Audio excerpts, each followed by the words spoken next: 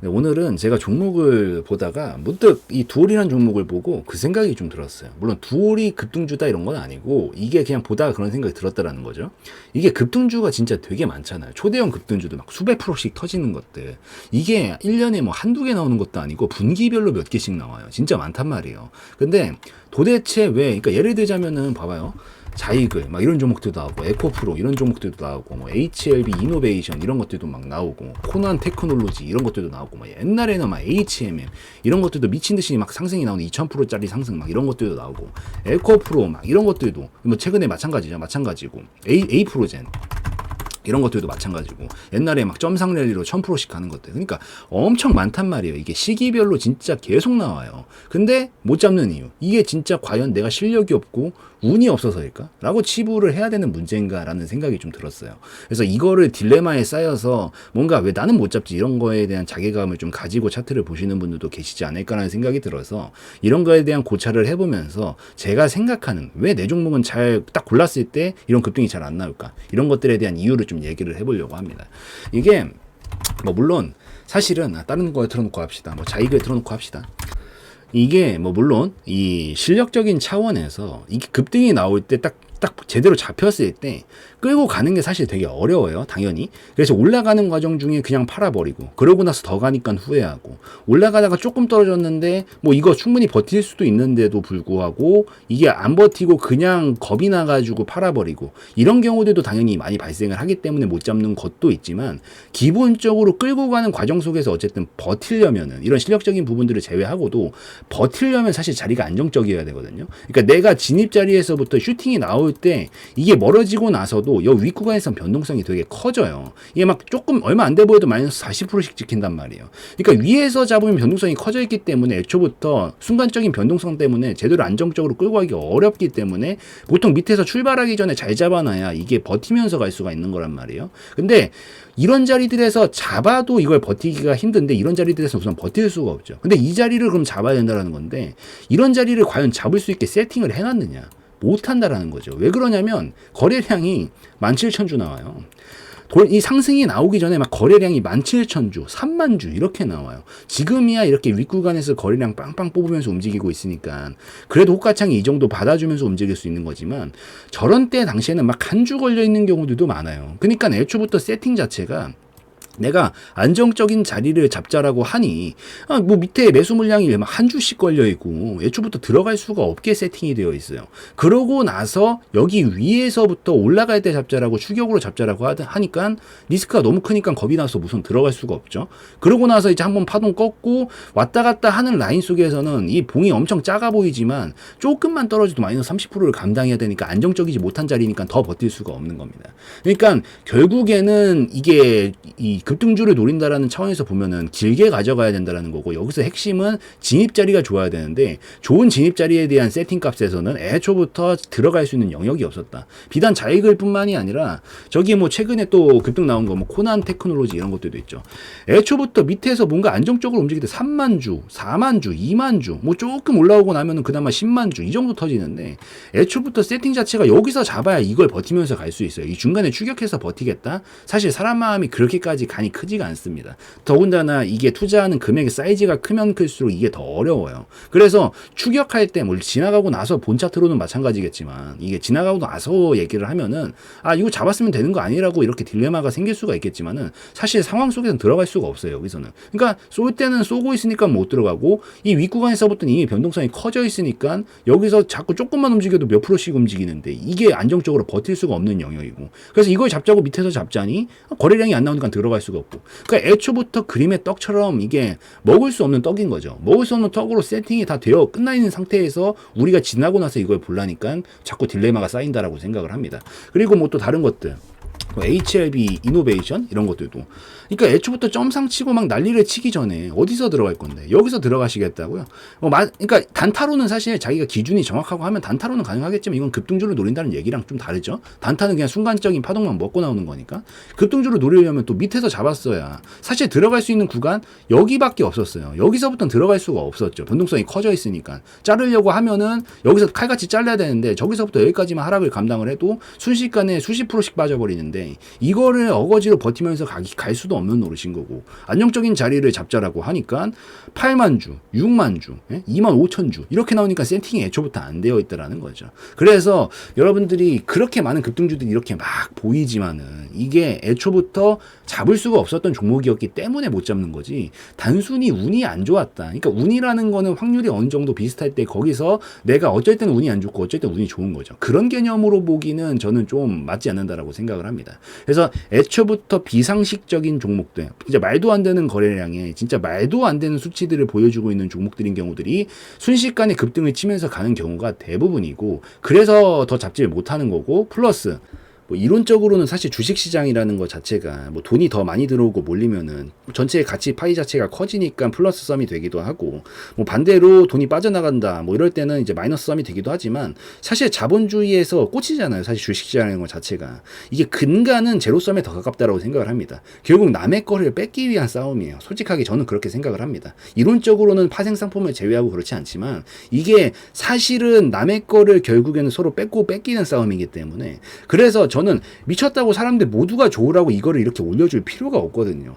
여기 애초부터 세팅이 끝났으니까 이거 여기서 뭐 유통 물량에 대한 것들이 뭐 세팅이 끝난 거일 수도 있고, 애초부터 물량 세팅이 끝났으니까 이런 거래량 보이면서 다른 사람들은 절대 잡을 수 없게 만들어 놓고 그 다음에 슈팅을 치면서 그냥 보내버리면, 이거를 뭐 예를 들어서요, 뭐 이거가 그렇다는 게 아니에요. 장악이 끝난 종목들이 보통 이렇게 보내주고 그러고 나서 여 위에서 거래량이 터지는 이유들은 여기서부터 이제 사람들한테 팔아 넘겨야 되니까. 그러니까 여기서부터 이제 평소에는 4만 주 나오던 거래량이 올라오고 나면은 막 400만 주 이렇게 나오는 거거든요. 그래서 애초부터 이 주식시장의 근간 세팅 자체가 이런 거를 누구나 쉽게 먹을 수 있게끔 만들어지지 않은 세팅이기 때문에, 그래서 저는 잡을 수 없었던 종목들이 이렇게 가는 거다라고 생각을 합니다. 근데 여기서 아주 간혹 가다가 우리가 최근에 엄청나게 열광을 했었던 에코프로 같은 종목이 나와요. 이런 종목이 이게 진짜 이것도 말도 안 될 정도로 엄청나게 강력한 상승이죠. 10만원짜리가 과연 거의 100만원 근처까지 간다라고 누구가 생각이나 했을까요, 솔직하게. 사람들이 근데 이 급등주들이라는 것 자체가 몇 달마다 진짜 계속 나오거든요. 계속 나오는데 시간이 2년이 지나든 3년이 지나든 더 사람들이 머릿속에서 잊혀지지 않고 기억을 하는 급등주들이 있어요. 뭐 과거로 예를 들자면은 뭐 HMM 같은 종목들도 될 수 있고요. 지금 에코프로도 마찬가지예요. HMM 같은 종목들이 될 수도 있고, 그 다음에 그 전에는 뭐 A프로젠 같은 종목이 될 수도 있어요. A프로젠 이런 종목이 될 수도 있고, 옛날에 이런 막 1000%짜리 점상랠리 보내고 이랬던 당시가 있으니까 2016년도 17년도 이때 당시에. 근데 이런 종목들은 시간이 지나도 그러니까 회자가 되는 급등주고, 에코프로는 앞으로도 잊혀지지 않을 겁니다. 왜 그러냐면 얘는 이런 류의 종목들은 애초부터 우상향 곡선을 그리면서 모든 게 정상적이었던 상황이고, 무엇보다 항상 기회의 문이 열려 있었어요, 에코프로는. 그러니까 이런 류의 종목들은 뭐 평소에도 100만 주씩은 우습게 나오는 종목이었고, 언제든지 살 수 있었던 종목이에요. 이게 거래량이 너무 안 나와가지고 살 수가 없다, 이런 개념이 있었던 시절이 없어요. 항상 모든 게 정상적인 상황이었고, 모든 게 갖추어져 있는 상황에서 필요한 거는 내가 이 두드릴 수 있는 마음의 문 하나만 필요했던 거죠. 그래서 항상 기회가 열려 있었던 이런 정상적인 종목들이 미친 듯이 폭발적으로 터졌을 땐 사람들이 훨씬 더 열광하는 경향이 있습니다. 물론 에코프로라는 종목 자체가 2차 전지와 얽혀져 있고, 2차 전지 하면은 요즘 가장 성장기 업종 테마 중에서 가장 크게 성장할 거다라고 사람들이 생각을 하고 예상을 하는 테마여서 더 부각받는 것도 있지만, 저 앞전에 있었던 뭐 HMM 이런 종목들도 그때 당시엔 다 매한가지였거든요. 그래서 물론 지금 당장만 봤었을 때 이 회사가 당연히 좋고, 그리고 앞으로 대한 전망도 좋고, 이래서 더 열광한다라고도 생각할 수 있지만, 저는 이 급등이 나오고 나서 사람들이 더 열광하는 그 근간에는 물론 테마가 좋은 거, 급등주들은 항상 좋았는데 그거보다 항상 문이 열려 있었고 모든 게 정상적이었던 종목에서 이렇게 터졌기 때문에 더 열광을 한다라고 생각을 합니다. 근데 이렇게 정상적인, 모든 게 에코프로처럼 정상적이었고 좋았던, 그리고 항상 문이 열려 있었던 종목 중에서 이런 게 터질 가능성은 얼마나 될까요? 1년에 한 개 나올까 말까입니다. 1년에 진짜 한두 개 나올까 말까요. 모든 게 정상적이었던 상황에서 이런 급등이 터질 가능성은 진짜 확률적으로 낮아요.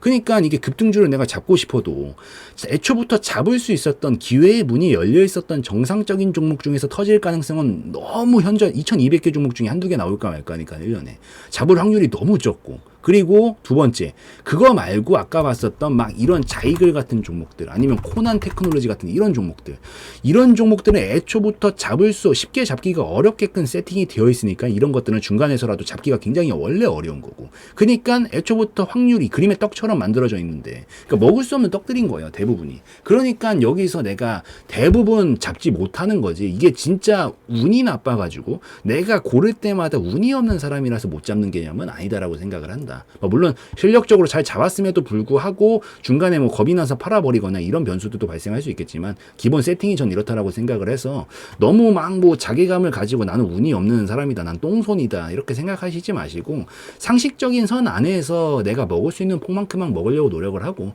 운이 좋다라면 에코프로 같은 게 가끔 운이 좋다면 이제 하늘의 선물처럼 가끔 꽂힐 때가 있거든요. 이게 딱 그럴 때 이제 운 좋게 먹는 거지. 사실 이걸 잡기 위해서 노력을 하고 이걸 잡기 위해서 분석을 한다라는 개념보다는 저는 조금 더 상식적인 매매를 좀 지향을 하면서 보는 게 심리적으로 덜 휘둘리고 오히려 좋다라고 생각을 한다라는 점을 말씀을 좀 드리고 싶어요. 그래서 두올 같은 이런 종목을 보다가 아까 전에, 그러니까 이 생각을 한 거죠. 급등이 나오고 지금 최대치 거래량이 뽑혔어요. 오늘 이거 종목 리뷰 한번 해볼까 하다가 갑자기 그 생각이 든 거예요. 과연 과거로 돌아간다면 내가 이걸 잡을 수 있었을까? 사람들이라면은 잡았을까? 그냥 이 생각을 했어요. 근데 도무지 잡을 수 있는 정도의 자리가 안 나왔거든요. 제가 이제 뭐 끌고 간다라는 관점에서 스윙이나 중장기를 잡는다라고 하면은, 이제 물론 저도 차트를 이렇게만 보진 않아요. 뭐 제가 보는 차트 값들은 따로 있으니까. 이 정도 자리에서 잡았어야 될 것 같은데, 이때 당시에 막 평균적으로 나오는 거래량이 5만 주 나오고 6만 주 나오는데 도대체 여기서 들어갈 수가 없었다라는 거죠, 처음부터. 왜냐하면 이 호가창도 엉망이었을 가능성이 높고 애초부터 거래량이 안 나오니까. 그래서 안정적으로 제가 좋아하는 자리들은 이런 자리들인데 이런 데서 잡을 수가 없었고, 이제 들어가자니 이미 떠난 버스고, 그러니까 이제 이런 딜레마에 휩싸일 수밖에 없는 종목이다라고 생각이 들어서 여러분들도 그런 생각을 많이들 하시지 않을까 싶어가지고 그냥 이 얘기를 하고 싶어서 그냥 찍고 있던 겁니다. 그래서 어쨌든 제가 오늘 토대로 얘기를 하고 싶었던 것, 뭐 더 공부한다라고 해서 급등주가 잡히는 개념은 아니라고 생각을 한다. 그냥 운이 좋게 에코프로나 HMM 이런 것들처럼 선물처럼 잡히는 경우들이 종종 발생을 하지만, 기본적으로 진짜 초대형 급등주 수백 프로씩 터지는 초대형 급등주들은 애초부터 세팅이 일반적인 투자자들은 잡기가 어렵게 세팅이 되어 있다. 그래서 고래서 확률적으로도 정상적인 종목 중에 급등주를 잡자니 거의 나오지가 않고, 비정상적인 종목은 애초부터 호가창이 못 받아주기 때문에 들어갈 수가 없는 거고, 그래서 이런 이유들 때문이니까 너무 자기가 가지지 마시고, 이런 상식적인 라인들 안에서 뭐 다른 종목들, 뭐 예를 들자면 이렇게 상식적으로 거래량이 빵빵 터지면서 움직이는 종목들 중에서 안정적인 자리들을 더 잡아가지고 여기서 내가 원칙을 가지고 좀 더 끊어먹고, 이런 식으로 하는 전략들을 좀, 이런 실력을 키우려고 노력을 하는 게 중요하지, 허무맹랑한 저런 상승을 놓친 것에 대한 거에 대해서 막 너무 자결하고 저걸 잡기 위해 노력을 하는 그런 시간을 허비하는 거는 저는 좋지 않다라고 생각을 한다라는 점, 요 점을 좀 말씀을 드리고 마무리 지으면 될 것 같습니다. 그래서 오늘은 종목 리뷰 말고 그냥 편안하게 얘기하고 싶은 거 해봤는데, 뭐 요점 같이 좀 참고하시면서 뭐 도움이 되시는 게 있다라고 하면은 좋겠고, 여기서 영상을 좀 마무리 짓는 걸로 하고요. 오늘 영상에서의 내용은 저희 개인적인 견해였으므로 참고용으로만 보시라는 말씀 드리고 마무리 짓도록 하겠습니다.